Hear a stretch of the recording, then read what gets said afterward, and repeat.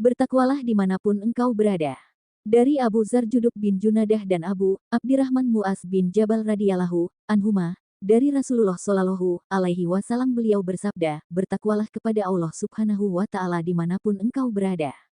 Iringilah kejelekan itu dengan kebaikan, niscaya kebaikan itu akan menghapusnya kejelekan. Dan pergaulilah manusia dengan pergaulan yang baik. Hari At-Tirmidzi, dan ia berkata bahwa hadits ini hasan. Di sebagian naskah hadits ini hasan sahih. Assalamualaikum warahmatullahi wabarakatuh. Alhamdulillahirobbil alamin, segala puji bagi Allah Tuhan semesta alam, solawat serta salam tetap tercurahkan kepada Nabi Muhammad Sallallahu Alaihi Wasallam.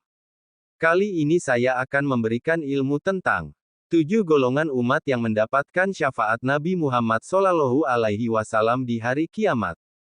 Ada umat yang mendapatkan syafaat Nabi Muhammad Sallallahu Alaihi Wasallam di akhirat kelak.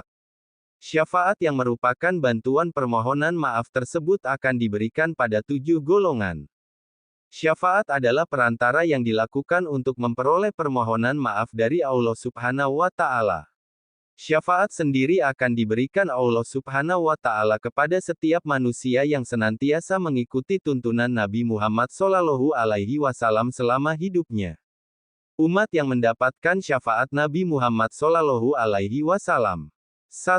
Pemimpin yang adil. Golongan umat yang mendapatkan syafaat Nabi Muhammad Sallallahu Alaihi Wasallam pertama adalah seorang pemimpin yang berperilaku adil. Adapun, maksud pemimpin adalah mampu memimpin dirinya sendiri. Kemudian, nantinya setiap pemimpin akan ditanya tentang pertanggungjawaban atas apa yang dipimpinnya. 2. Pemuda yang banyak beribadah kepada Allah. Dikala banyak godaan yang dihadapi, namun seorang pemuda lebih memilih tetap tekun beribadah kepada Allah Subhanahu wa Ta'ala, maka niscaya orang tersebut akan mendapatkan syafaat dari Allah Subhanahu wa Ta'ala.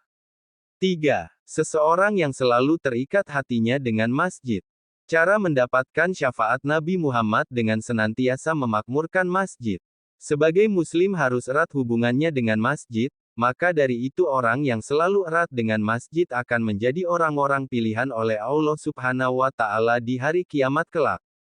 4. 2 orang atau lebih yang saling menyayangi karena Allah.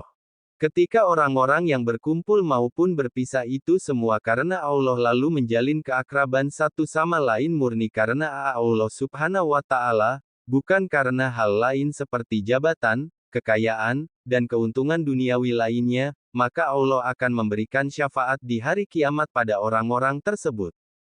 5. Lelaki yang diajak berzina oleh wanita namun menolaknya karena Allah Subhanahu wa Ta'ala. Umat yang mendapatkan syafaat Nabi Muhammad Sallallahu Alaihi Wasallam di hari kiamat kelak adalah seseorang yang berzina oleh seorang wanita lalu menolaknya karena takut atas kemurkaan Allah Subhanahu wa Ta'ala. Orang tersebut termasuk orang yang bermoral dan memiliki akhlak yang baik. 6. Mereka yang bersedekah secara sembunyi-sembunyi.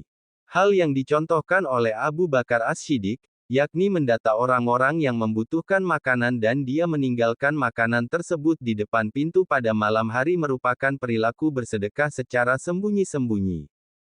Umat muslim bisa mencontoh hal tersebut agar ketika bersedekah memiliki hati yang ikhlas.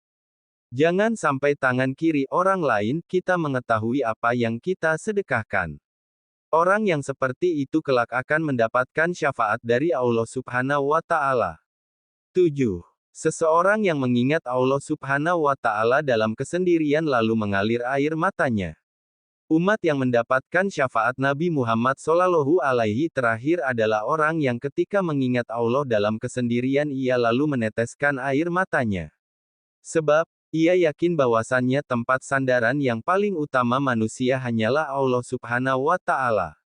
Itulah golongan umat yang mendapatkan syafaat Nabi Muhammad Sallallahu Alaihi Wasallam. Semoga kita menjadi salah satu dari golongan umat yang akan mendapatkan syafaat tersebut. Terima kasih. Jangan lupa subscribe dan tekan tombol loncengnya agar tidak ketinggalan berita kajian dari channel Dia Sisan.